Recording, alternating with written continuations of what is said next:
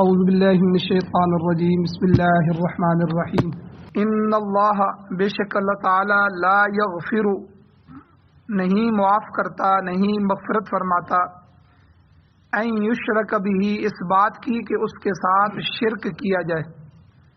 اللہ تعالی مشرک کی شرک کرنے کی وجہ سے مغفرت نہیں فرماتا. ویغفر ما دون ذلک اور اللہ تعالی بخشش فرما دیتا ہے ما دون ذالک اس کے سوا جس کو چاہے لمن یشاء جسے اللہ چاہے. شرک کے علاوہ ہر گناہ کی اللہ اپنی چاہت کے مطابق جس کو چاہتا ہے اس کی مغفرت کر دیتا ہے. ومن یشرک باللہ اور جس شخص نے شرک کیا اللہ کے ساتھ فقد ضل پس تحقیق وہ گمراہ ہو گیا ضلالا بعیدا اور گمراہی میں دور جا پڑا. ان یدعون شرک کرنے والے نہیں پکارتے من دونہ اس اللہ کے سوا الا اناسا مگر عورتوں کو. وَإِن يَدْعُونَ اور نہیں وہ پکارتے الا شیطانا مریدا مگر شیطان مردود کو سرکش شیطانوں کو وہ پکارتے ہیں. لعنہ اللہ جس پر اللہ نے لعنت کی ہے. سورۃ النساء کی آیت نمبر 116 اور 117 آپ کے سامنے تلاوت ہوئی ہے. آپ نے ان کا ترجمہ سماعت فرمایا.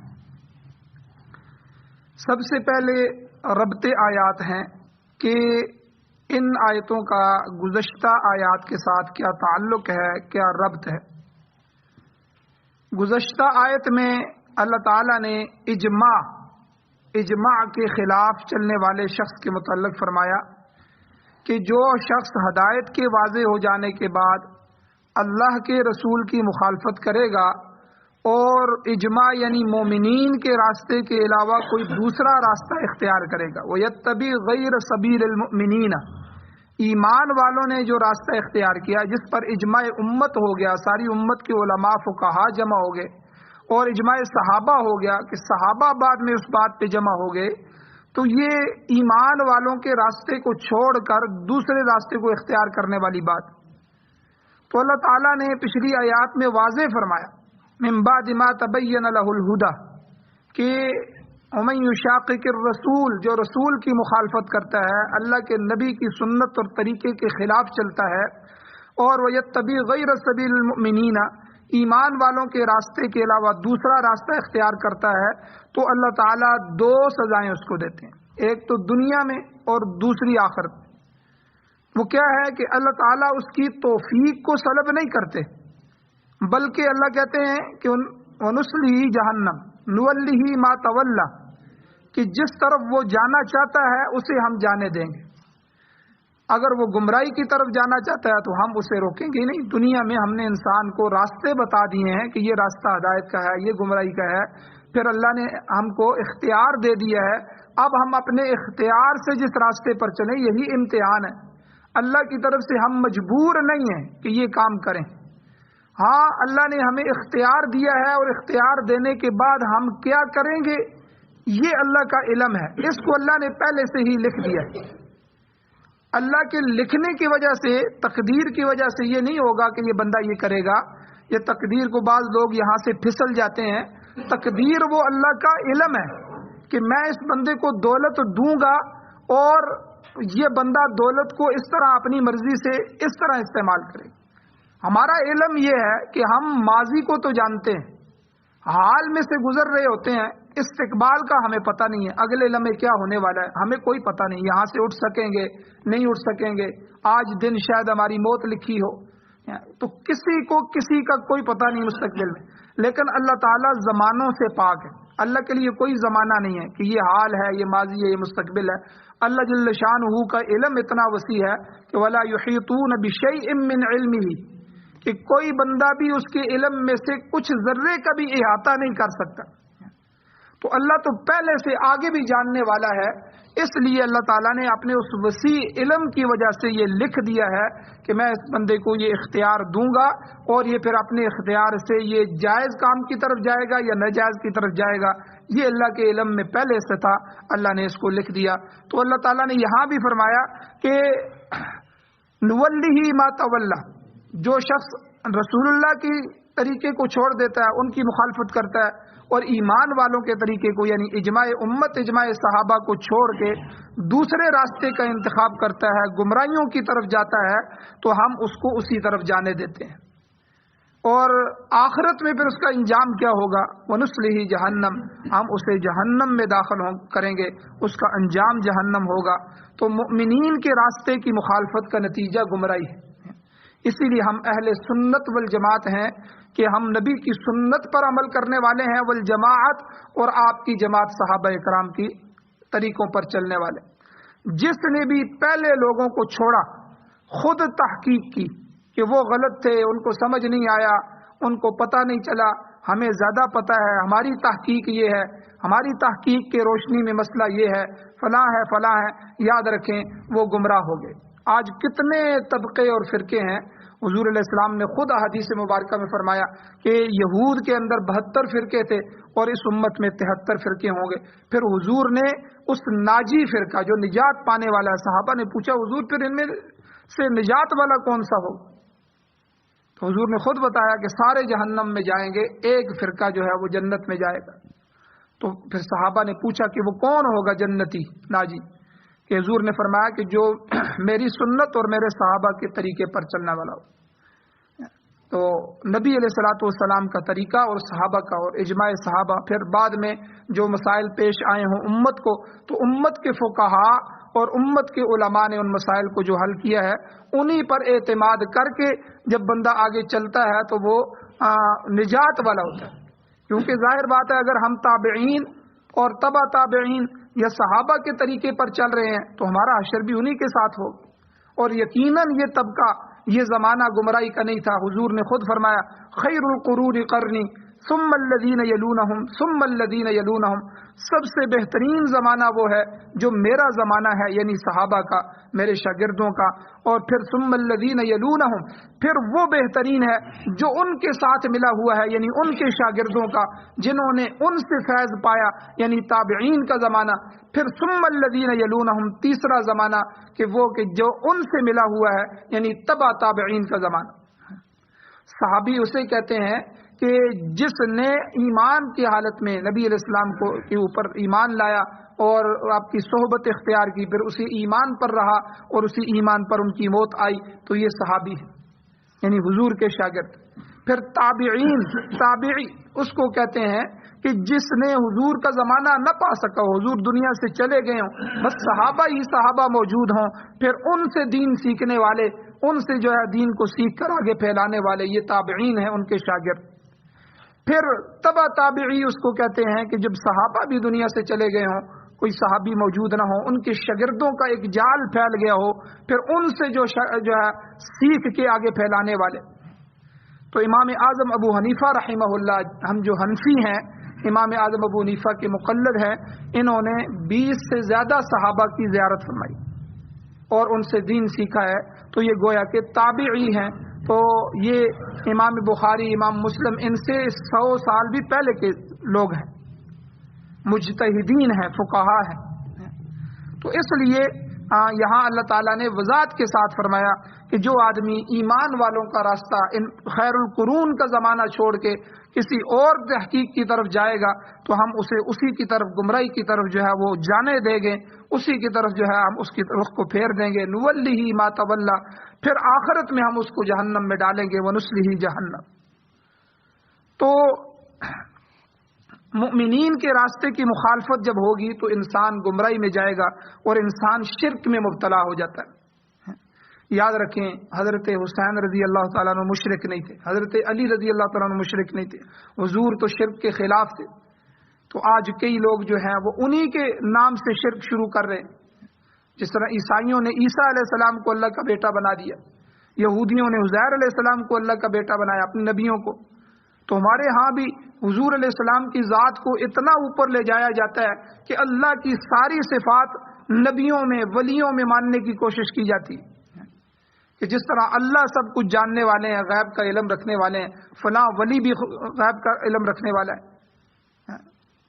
اور اسی وجہ سے ندا، جو یہ حرف ندا ہے، یا رسول اللہ، یا جو حرف ندا ہوتی ہے یہ کسی کو پکارنے کے لیے ہوتا ہے، جس طرح ہم کہتے ہیں یا اللہ مدد، اللہ کو کہتے ہیں، اسی طرح کسی اور کو یا کہنا پکارنے کی نیت سے یہ شرک میں آ جائے گا۔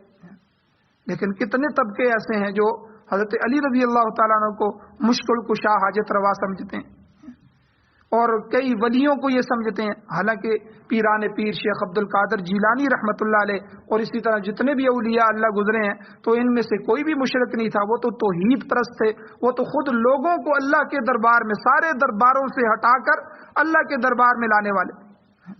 تو اس لیے جب انسان پہلے طبقے کو، پہلے زمانوں کو چھوڑ دے گا تو پھر بعد میں وہ گمراہی کی طرف جائے گا، شرک کی طرف جائے گا۔ اب گزشتہ درس میں دیکھ لیں جس منافق بشیر کا واقعہ ذکر ہوا تھا کہ وہ مؤمنین کا راستہ چھوڑ کر مشرکین کے راستے پر چل نکلا، جب اس کی چوری پکڑی گئی تو اب جو ہے وہ بجائے اس کے کہ وہ اپنی چوری کا اقرار کرتا اور اس کو سزا مل جاتی تو دنیا کے اندر بھی کامیاب ہو جاتا، آخرت میں بھی ہو جاتا، لیکن وہاں سے بھاگ گیا اور مرتد ہو گیا، اسلام کو چھوڑ دیا اور مشرکین کے ساتھ ملا، پھر وہاں ایک دیوار کے نیچے جا کے جو ہے اس پر دیوار گری اور وہ مر گیا اور جہنم رسید ہوا۔ تو اگر وہ توبہ کر لیتا، تائب ہو جاتا تو اللہ تعالیٰ اسے معاف کر دیتے، مگر وہ مرتد ہو گیا، کفر اور شرک میں ملوث ہو گیا تو اس کی بخشش کا اب کوئی امکان باقی نہ رہا۔ تو شرک کے علاوہ تمام گناہ قابل معافی ہیں، چنانچہ آج کی آیات میں اللہ تعالیٰ نے یہی بات یہاں بیان فرمائی ہے کہ شرک ناقابل معافی جرم ہے۔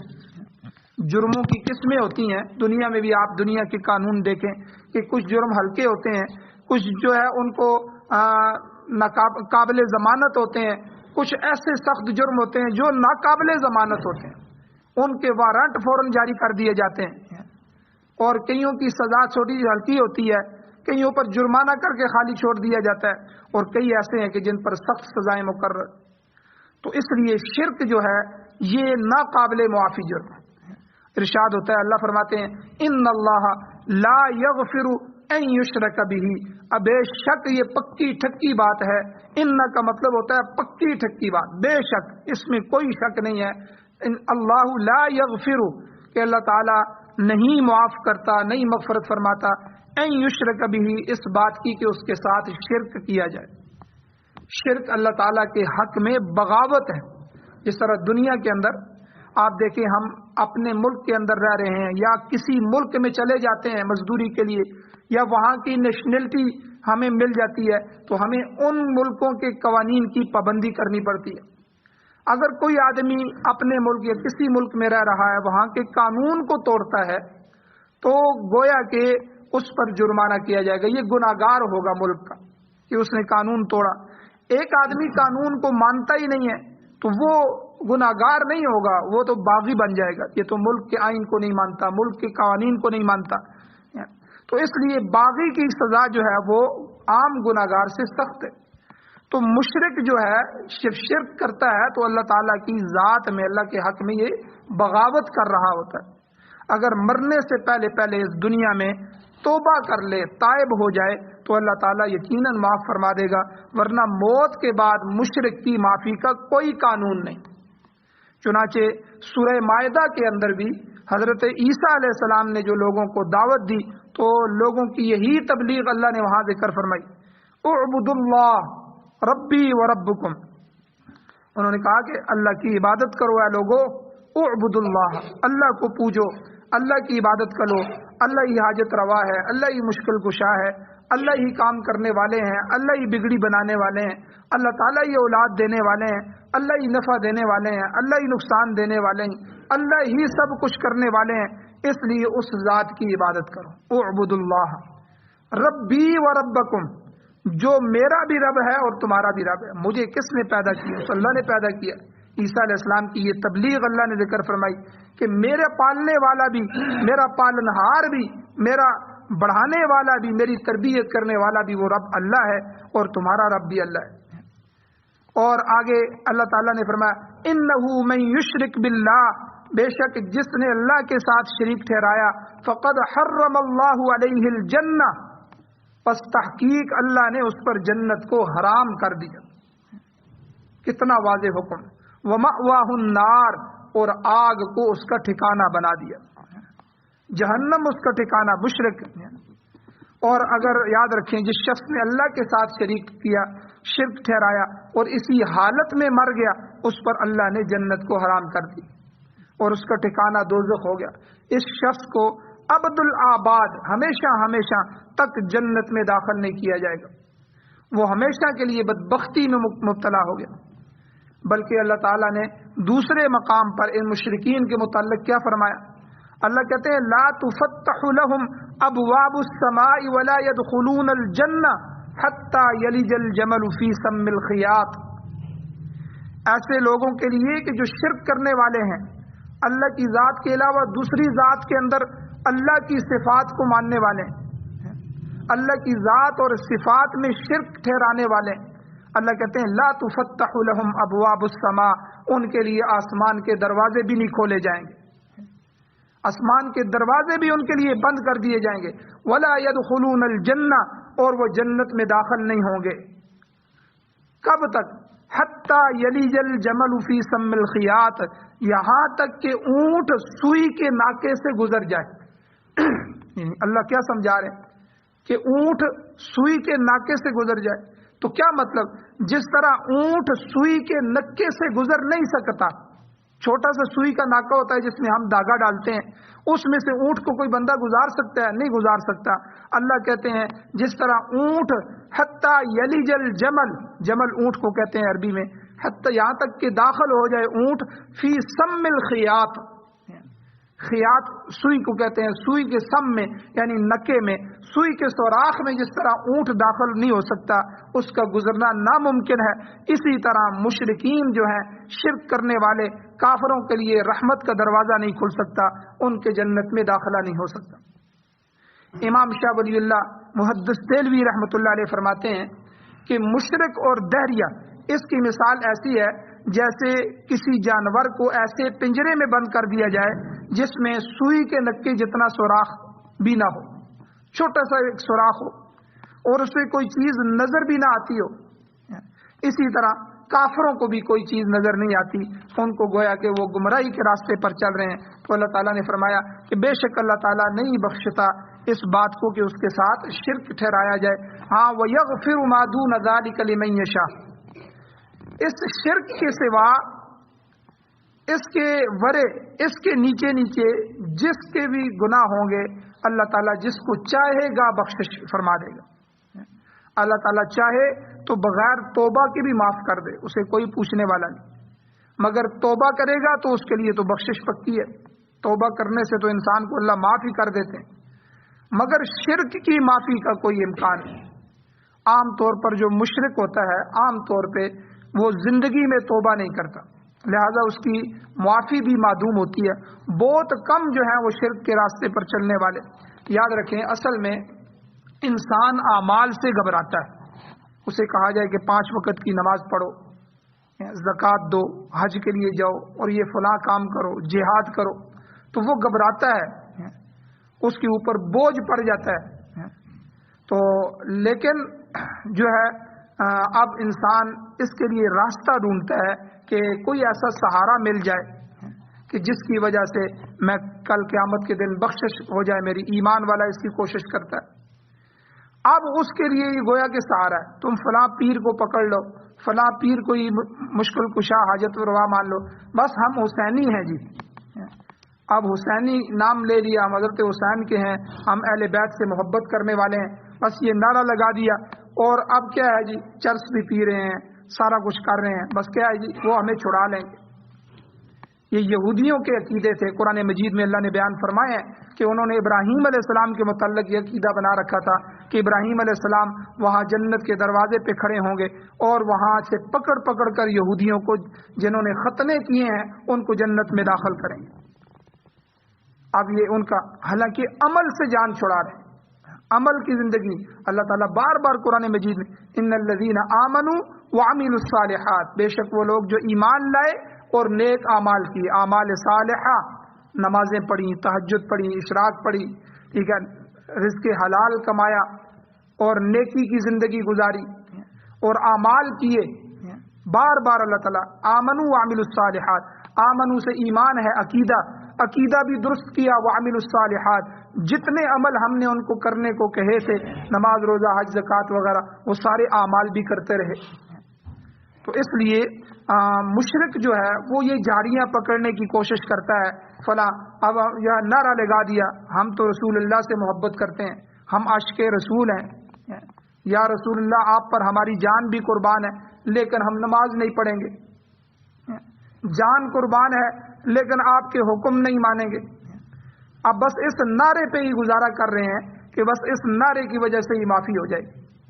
یاد رکھیں اللہ کے نبی صلی اللہ علیہ وسلم کو کیا ضرورت تھی اعمال کرنے کی، وہ تو بخشے بخشائے تھے، لیکن پھر بھی وہ امت کے سامنے نمونہ پیش کر کے اتنا تھک رہے ہیں کہ کھڑے ہوتے ہوتے اتنی نماز پڑھتے ہیں کہ پاؤں پر ورم آ جاتا ہے، پاؤں سوج جاتے ہیں، حدیث مبارکہ میں آتا ہے، اور اتنا امت کا درد اور کڑن دل میں ہے کہ ایسی آوازیں آتی ہے جس طرح ہانڈی کے ابلنے کی آواز آتی، اتنا سینہ گرم ہے امت کی فکر میں۔ تو حضور علیہ السلام کو کیا ضرورت تھی؟ تو آپ عمل کر کے دکھلا کے گئے، کوئی نماز حضور نے ضائع نہیں فرمائی، کوئی عمل چھوڑا نہیں جو اللہ نے حکم فرمایا۔ تو اس لیے مشرک جو ہے وہ ان جھاڑیوں کو تلاش کرتا ہے اور پھر انہی پر اپنی زندگی گزارنے کی کوشش کرتا ہے۔ تو اس کو عموماً ایسا ہوتا ہے کہ زندگی میں اس کو سمجھ نہیں آتی اور اسی پہ اپنے پیسے لوٹا دیتا ہے، سب کچھ کرتا ہے، لیکن جو ہے وہ عمل کے لیے تیار نہیں ہوتا، تو عام طور پہ اسے زندگی میں توبہ بھی نصیب نہیں ہوتی، لہذا اس کی معافی بھی گویا کہ معدوم ہو جاتی ہے۔ حدیث شریف میں آتا ہے حضور علیہ السلام نے فرمایا کہ گناہ جو ہیں، گناہ کے 3 دفتر ہیں اللہ تعالیٰ کے ہاں۔ پہلا دفتر کفر اور شرک کا ہے جس کی معافی کا کوئی امکان نہیں۔ اللہ گناہوں کی کیٹیگریاں بنائی ہیں، 3 کیٹیگریاں ہیں، 3 دفتر الگ الگ ہیں، یعنی 3 رجسٹر ہیں جن پہ الگ الگ جو ہے گناہ لکھے جاتے ہیں۔ ایک میں تو اگر آدمی کفر میں ہے، شرک میں اندر مبتلا ہے، وہ لکھا جاتا ہے، اس کا تو معافی کا کوئی امکان نہیں۔ دوسرا دفتر کبائر کا ہے، کبیرہ گناہوں کا، جن کی معافی ہو سکتی ہے۔ اللہ تعالیٰ جو ہے اگر انسان اللہ سے معافی طلب کرے، توبہ کرے، اللہ معاف کر دیتے ہیں۔ اگر اللہ تعالیٰ سے توبہ نہ کرے تو تب بھی کئی دفعہ اللہ تعالیٰ دوسری وجوہات سے اس کے ان گناہوں کو بھی معاف کر سکتے ہیں۔ تو بڑے سے بڑا گناہ ما سوائے شرک کے اللہ معاف کر سکتے ہیں۔ اور گناہ کا تیسرا دفتر کیا ہے؟ حضور نے فرمایا کہ وہ اللہ تعالیٰ کی طرف سے وہ ہیں کہ اس کا بدلہ دیے بغیر اللہ نہیں چھوڑے گا۔ حقوق العباد، بندوں کے حق۔ جس شخص نے کسی دوسرے کا حق طلب کیا، اپنے حق حقوق اللہ تو اللہ معاف کر سکتا ہے۔ نماز روزہ حج زکوٰۃ یہ سارا کچھ اللہ کے حقوق ہیں، اللہ کے حکم ہیں، یہ اللہ کسی کے چاہے تو معاف کر سکتا ہے، لیکن حقوق العباد اللہ کسی کے معاف نہیں کریں گے، وہ جب تک بندے کو اس کے حق نہ دلوائے جائیں گے قیامت والے۔ تو جس شخص نے کسی دوسرے کا حق طلب کیا، کوئی رقم دبا لی، کوئی اس کی زمین دبا لی، کوئی بھائی ہے اس نے دوسرے بھائی کی زمین دبا لی، بڑے بھائی نے چھوٹے بھائیوں کے حق مار لیے، یا سارے بھائیوں نے مل کے بہنوں کے حق مار لیے۔ دنیا میں تو ہو سکتا ہے وہ عدالتوں کو ہیر پھیر کر دیں، وہ اپنا زور ان کو دکھلا دیں اور وہ ان کی زبانیں بند کر دیں، لیکن کل قیامت کے دن ان تمام حقوق کا اللہ بدلہ ضرور دلوائیں گے۔ اور وہاں کیا ہوگا؟ وہاں یہ زمینیں، جائیدادیں اور رقمیں اور یہ ڈالر اور یہ کرنسیاں تو نہیں ہوں گی، وہاں نیکی اور گناہ کا سکہ ہوگا، وہاں اعمال کا سکہ ہوگا۔ اس کے اعمال، ان کی نمازیں، ان کی تلاوتیں، ان کی زکاتیں، ان کے یہ سارے اعمال اٹھا اٹھا کے ان لوگوں کو دیے جائیں گے، اور پھر جب یہ سارے ختم ہو جائیں گے پھر ان لوگوں کے گناہ جو ہیں ان حقوق کے بدلے میں اٹھا اٹھا کے ان لوگوں پر ڈالے جائیں گے۔ تو اس لیے حقوق العباد یہ تیسرا دفتر ہے اللہ کا، کہ جس شخص نے کسی کا دوسرے کا حق طلب کیا، اللہ تعالیٰ اس کا حق ضرور دلائیں گے، اور جب تک بندہ اپنا حق معاف نہیں کرے گا اللہ تعالیٰ بھی معافی نہیں فرمائیں گے۔ اسی لیے کسی کا حق ہو اس کو ادا کرنے کی کوشش کریں، اور دنیا میں ہی اپنے معاملات کو صاف رکھیں کہ چلو حقوق اللہ میں کمی کوتاہی ہو جائے گی تو اللہ تعالیٰ معاف فرما دیں گے، لیکن حقوق العباد جو ہے بندوں کے حق، یہ بندوں پر۔ تو شاہ عبد القادر محدث دہلوی رحمۃ اللہ علیہ فرماتے ہیں کہ شرک صرف بتوں کی پوجا کا نام نہیں ہے کہ بتوں کو پوجا جائے، بلکہ اللہ کے مقابلے میں کسی دوسرے کا حکم ماننا یا کسی دوسرے دین کو تسلیم کر لینا، یہ بھی شرک کے اندر شامل۔ اب ہندو ایک دین ہے، سکھوں کا ایک دین ہے، وہ اپنے گرو کو جو ہے ان سے مدد مانگتے ہیں. ہندو کہتے ہیں کہ اللہ کے اوتار جو ہیں یہ ہمارے بت ہیں، یہ ہماری مورتیاں جو ہیں ان میں اللہ آ جاتے ہیں، یہ ان کا اوتار ہے. اور اس طرح ہر جو ہے وہ دین باطلہ وہ شرک کے اندر ڈوبا ہوا ہے. تو بشیر جو منافق تھا، اس کا واقعہ جو ذکر ہوا ہے، اس نے بھی یہی کیا تھا کہ اللہ کا حکم ماننے کی بجائے مشرکین کے اندر داخل ہو گیا، مکہ والوں کے پاس چلا گیا، ان کی بات کو تسلیم کر لیا. یہ اللہ کے حکم میں شرک ہے. چنانچہ مولانا شیخ الہند رحمۃ اللہ علیہ فرماتے ہیں کہ جب منافق رسول کے حکم کے خلاف کر کے مشرکین سے جا ملا تو اس کی مغفرت کا کوئی امکان باقی نہیں رہا. یہاں شرک سے مراد شرک فی الحکم ہے. آگے شرک کی اور بھی بہت سی قسمیں آ رہی ہیں، انشاءاللہ ان کو بھی بیان کیا جائے گا. تو بہرحال اللہ تعالیٰ سے دعا ہے اللہ تعالیٰ ہمیں شرک کے شائبے سے بھی محفوظ فرمائے اور اللہ تعالیٰ ہمیں عمل کی توفیق عطا فرمائے. آمین. الحمدللہ رب العالمین والعاقبۃ للمتقین والصلاۃ والسلام علی رسولہ النبی الامی الکریم. یا اللہ ہماری کمیوں کوتاہیوں کو معاف فرمائیے، درگزر فرمائیے، صغیرہ کبیرہ گناہوں کو معاف فرمائیے. یا اللہ قرآن و سنت کو پڑھنے، پڑھانے، سننے، سنانے، سمجھنے، سمجھانے کی توفیق عطا فرمائیے. قرآن و سنت کی بالادستی نصیب فرمائیے، قرآن و سنت کا غلبہ نصیب فرمائیے، قرآن و سنت والی حکومتیں نصیب فرمائیے، نیک صالح حکمران نصیب فرمائیے. یا اللہ جو حضرات پریشان حال ہیں ان کی پریشانیوں کو دور فرمائیے، جو یا اللہ مقروض ہیں ان کے قرضوں کے پورا کرنے کے اسباب پیدا فرمائیے. یا اللہ جو بیمار ہیں، گھروں میں ہیں، اسپتالوں میں ہیں، روحانی جسمانی بیمار ہیں، یا اللہ ان کو شفاء کاملہ عطا فرمائیے. یا اللہ جو ایمان کی حالت سے اس دنیا کو چھوڑ چکے ہیں، اس جہان سے اگلے جہان منتقل ہو گئے ہیں، یا اللہ ان سب کی بخشش فرمائیے، بلند درجات عطا فرمائیے. ہم سب کو بھی قبر حشر آخرت کی تیاری نصیب فرمائیے. یا اللہ شرک سے محفوظ فرمائیے، کفر اور نفاق سے محفوظ فرمائیے. یا اللہ نیک اعمال والی زندگی عطا فرمائیے. صلی اللہ تعالی علی خیر خلقہ محمد وآلہ وأہل بیتہ وازواجہ وذریتہ اجمعین.